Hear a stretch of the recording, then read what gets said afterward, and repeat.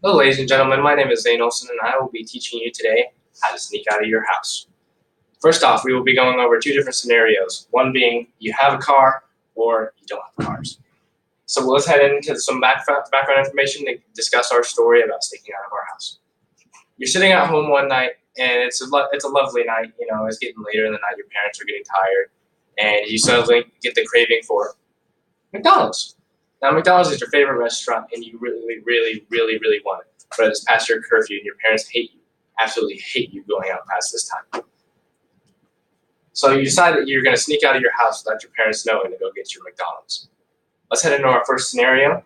And in our first scenario, we will be talking about if you own a car and what to do when you're sneaking out with your car. So we'll go over a checklist, the things you want to check for before you leave your house.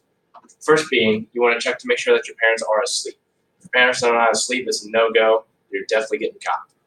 Our second step is make sure your exit is quiet. If your exit is not quiet, you risk waking your parents up or being too loud and your neighbors will hear. Your third point is how close is your car. If it's too close, if you turn your car on too close, it'll wake up your parents or the neighbors again.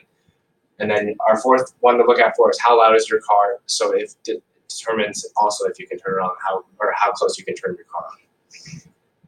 So the first part that you're going to want to do is you're going to figure out a way to sneak around your house. This is typically done by crouching around your house and using the dark parts of your house and the flooring, or knowing your flooring to make sure that you're not making any creaks in the floor or loud noises that have a chance of waking up your parents. The second thing you're going to want to check for is your window close by or is there a door close by? The window or the door is typically the way that people jump out of their houses and try to sneak out. And then that's just the door. So the third point that we were going to talk about is when you're getting out, when you get out of the house, how close is your car? If your car is too close, these are the steps that you're going to take to make sure that your parents do not wake up and take the car. The first thing that you're obviously going to want to do is you're going to open your car door. But once you open your car door, you don't want to shut the door because the shutting of the door is very loud and has a chance of waking up your parents. The third thing that you want to do is make sure that your lights stay off and don't turn on your headlights even if it is dark outside. Hopefully you would know your surrounding neighborhood or the local or the general area of your house. And the fourth point is you want to put the car in neutral and try to push it or get it away as far away as possible without turning the car on. So now you get your McDonald's and you decide, all right, it's time to go home. So you drive all the way back and you realize you're getting to your house again. You just follow the steps in reverse.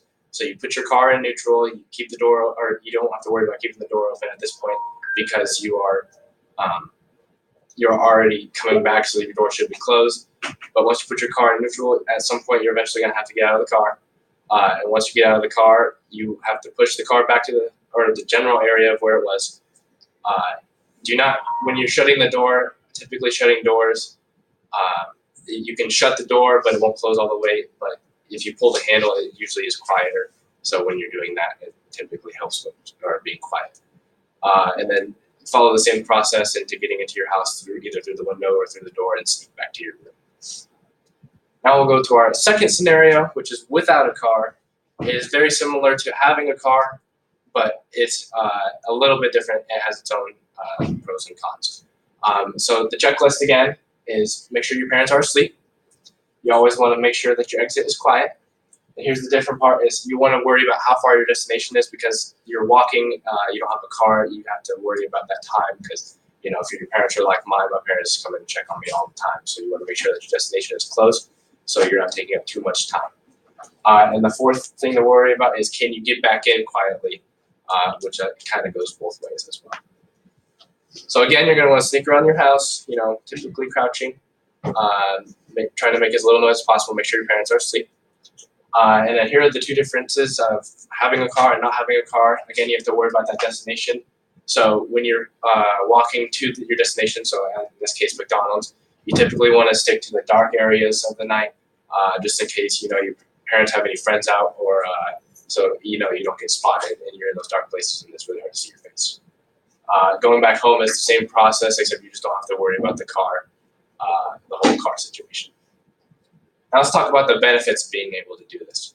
Some of the benefits are staying safe if there's an intruder. A study shown by the RookieMac.com, shows that if you typically sneak out at night, it increases your chance of, or it increases your knowledge of how to escape your house at quiet times in case there's an intruder. And then our second one is it teaches you independence. So you're not holding mommy or daddy's hand on this one. You're trying to avoid them and sneaking out on your own. Now let's all be quiet while I try to sneak in an A on this grade. Yay.